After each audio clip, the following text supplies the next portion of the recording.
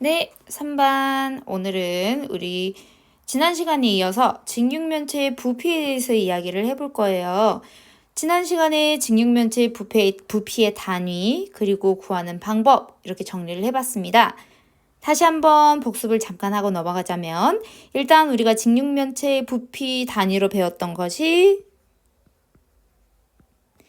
1세제곱센티미터였습니다. 이는 한 변의 한 모서리의 길이가 1cm인 정육면체의 부피였습니다.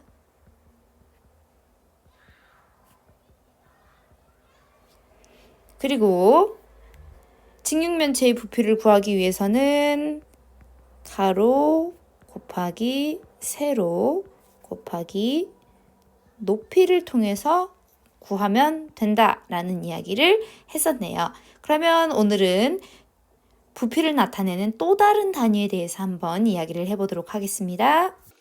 교과서 124쪽이에요. 보시면 컨테이너의 부피를 알아봅시다 라고 해서 뒤에 컨테이너를 싣고 있는 트럭이 보입니다. 한번 볼게요. 컨테이너의 부피를 나타내려고 합니다. 아마 안에 얼마만큼 짐이 들어갔는지 알고 싶은 거겠죠? 해서 봤더니 단위가 역시 트럭이다 보니까 한 모서리의 길이부터가 300cm예요. 그런데 3번을 곱해야 되잖아요. 100 곱하기 100 곱하기 100 하면 벌써 그쵸? 100만 단위가 넘어가니까 어마어마하게 크죠. 그래서 세제곱센티미터로 나타내기에는 컨테이너의 부피가 너무 크기 때문에 새로운 더 큰 단위가 필요할 것 같다라는 이야기를 하고 있는 걸 보실 수 있으실 겁니다. 그러면 일단은 우리 알고 있는 게 세제곱센티미터밖에 없으니까 그걸 한번 계산을 해봅시다. 식 먼저 세웁니다. 가로 300 곱하기 세로 250 높이가 200이네요. 계산하면 앞에 두 가지 먼저 계산해 볼게요. 75,000 곱하기 200이니까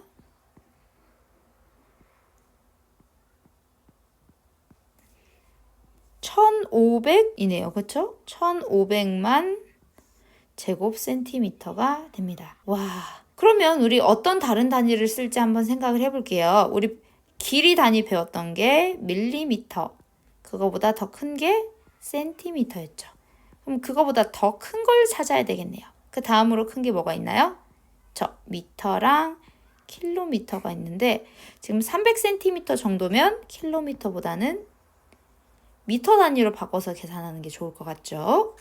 그래서 부피를 나타낼 때 이번에는 한 모서리의 길이가 1m인 정육면체의 부피를 단위로 만들어 봅니다. 이는 1세제곱미터라고 읽으시면 되겠죠. 지난번과 똑같이 길이 단위를 쓴 다음에 오른쪽 위에 조그만하게 3을 쓰시면 되겠습니다. 부피가 1세제곱센티미터인 정육면체를 만들어 보라고 되어 있네요. 뭐 전지 정도는 필요한가 봐요. 집에서 가능하시면 만들어 보시고요.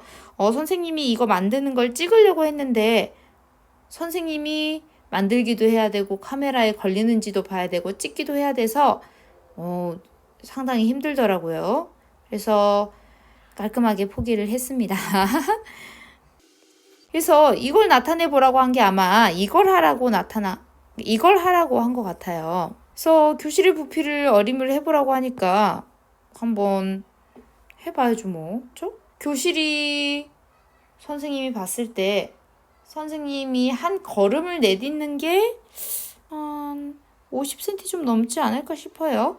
그렇게 치면 교실 앞에서 끝까지 한 10걸음 치면은 50cm 곱하기 10걸음이 이제 교실 앞에서부터 뒤에까지의 길이가 되겠죠. 그래서 복도 쪽 창문에서 운동장 쪽 창문까지는 걸음으로 하면 한 5걸음 하면 이렇게 되겠고, 높이는 근데 걸음으로 잴 수 없으니까요. 선생님 키가 165cm인데 한 3명쯤은 들어가지 않을까요? 더 클 수 있을 것 같기도 한데. 그러면 이렇게 생각해서 각각을 곱하면 되지 않을까 싶습니다. 선생님 부피를 어림한 방법 보면 교실 세로 길이죠. 세로를 5m, 그 다음에 가로를 2.5m, 세로를 한 5m쯤 되는 것 같아요. 어림에서 셋을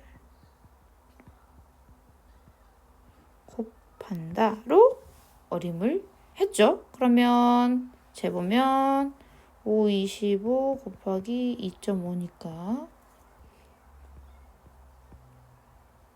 12.5 제곱미터, 세제곱미터 정도 되지 않을까 싶습니다. 실제 부피 한번 구해서 비교를 해보도록 할게요. 자, 그러면 우리 이제 교실의 실제 부피 구해봅시다. 선생님이 가로, 세로, 높이를 어플로 쟀어요. 한번 볼게요. 가로는 얼마예요? 그렇죠? 7.54m고 세로는 얼마인가요? 네, 8.57m네요. 생각보다는 가로, 세로가 크게 차이 안 난다. 그쵸? 높이는 3.05m입니다. 그러면 이거 3개 곱해보면 되겠죠? 네, 계산기 한번 쳐봅시다. 가로 7.54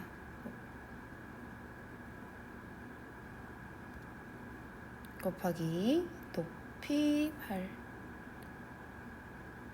세로 8.57 곱하기 이제 높이 3.05 계산하면 네, 197.08429 정도 나오네요. 197.08429. 선생님이 계산한 것보다 너무 작게 계산을 했네요. 그쵸?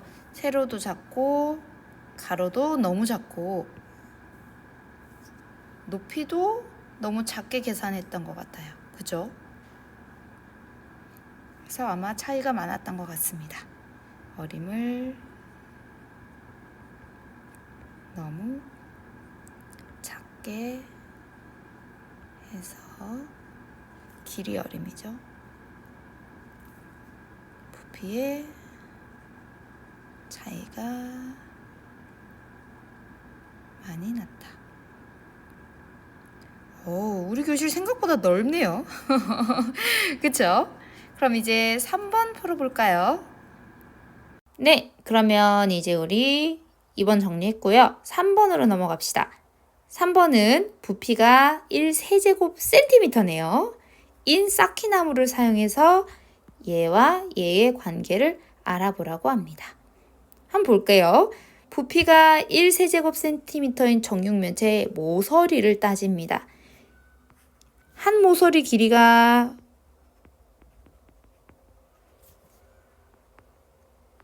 1m잖아요. 그쵸? 그럼 1m는 몇 센티미터예요? 100cm네요. 그러면 부피가 1세제곱미터인 정육면체의 한 모서리에 놓을 수 있는 1세제곱센티미터짜리 쌓기나무는 몇 개일까요? 그렇죠. 100개가 되겠고요.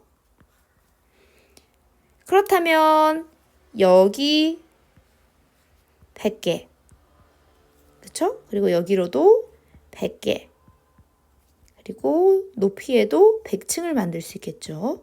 그러면 결국 100 곱하기 100 곱하기 100개가 돼서 100만 개가 들어갈 수 있네요. 그러면 설명을 해보면 가로가 100cm, 세로가 100cm, 높이가 100cm인 정육면체의 부피이므로 100 곱하기 100 곱하기 100 해서 100만 제곱센티미터이다. 이렇게 설명하면 되겠고 답도 1, 10, 100, 1000만, 10만, 100만으로 쓰시면 되겠습니다. 그럼 이제 이거 이용해서 문제 한번 해결해 볼게요. 4번입니다. 건축 현장에 벽돌이 어마무시하게 쌓여 있네요. 각 벽돌 더미의 부피는 몇 세제곱센티미터인지 구해봅시다. 식을 먼저 써야 되겠죠. 가로 200, 세로 230, 높이 100입니다. 두 번째 거는 가로 2, 세로 2, 높이 2네요. 중요한 것은 지금 물어본 게 몇 세제곱미터로 구해야 된다는 거예요. 근데 여기는 센티미터 때문에 구한 다음에 얘를 100만으로 나눠줘야 됩니다. 그래야지 센티미터가 아니고 미터 단위가 되겠죠. 두 번째 거는 이미 미터이기 때문에 바꿀 필요가 없고요. 그럼 쉬운 거 먼저 해봅시다. 2 곱하기 2 곱하기 2는 4, 2, 8제곱 아니죠? 세제곱미터. 됐고요. 이제 어려운 거 가봅시다. 먼저 200 곱하기 230 곱하기 100을 계산해줘야 되네요. 앞에 두 개를 먼저 계산하면 46,000이 나오고 그 다음에 붙이면 460만인가요? 얘를 이제 100만으로 나눠줘야 되잖아요. 그러면 10분의 46이 돼서 결국 답은 4.6 세제곱 센티미터가 되겠습니다. 네, 그래서 오늘은 조금 더 큰 부피의 단위에 대해서 이야기를 했습니다. 바로 1세제곱 미터였고요. 여기는 한 모서리 길이가 1m인 정육면체 부피라고 생각을 하시면 되겠습니다. 그렇기 때문에 1세제곱센티미터랑의 관계를 따지자니까 100 곱하기 100 곱하기 100이 돼서 결국 100만 제곱센티미터랑 부피가 똑같더라 라고 생각하시면 되겠습니다. 오늘 수업 생각보다는 간단했지요. 여러분들은 이제 선생님 수업 듣고 필기하고 푼 124, 5쪽 찍어서 올리시고 그다음에 여러분들 스스로 해결해 볼 수학 익힘 84, 85쪽도 풀고 채점하고 고치고 찍어서 올리시면 되겠습니다. 그러면 이제 수학 익힘 책 가서 마무리 해보시기 바랍니다.